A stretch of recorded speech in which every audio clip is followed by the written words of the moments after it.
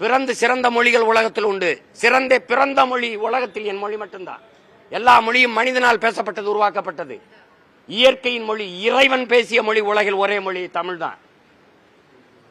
இதுல அவர் மொழி அப்படி கொண்டாடணும். ஏன் இங்க முன்னோர்களை மொழியை காக்க போராடணும் இல்லையா?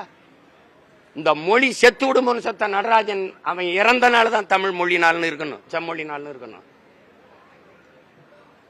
உலகிற்கே ஒரு அறநெறியை தந்த ஒரு பெருமகனார், வள்ளுவ பெருமகனார் பிறந்த நாள்ல அதை கொண்டாடுங்க. அப்படிதான் கொண்டு வந்திருக்கணும். ஏன்னா அந்த பெருமை தமிழனுக்கு வந்துடும்.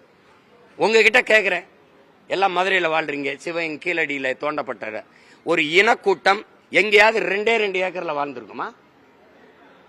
1000 ஏக்கர், 500 ஏக்கர், 200 ஏக்கர், 300 ஏக்கர்னு கூடி தானே வாழ்ந்துருக்கும்.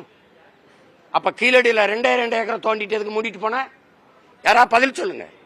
ஏன் மிச்சம் இருக்கிற 100, 200 ஏக்கர்ல தோன்றதுல உனக்கு என்ன பிரச்சனை? ஏன்னா தமிழனின் தொன்மம்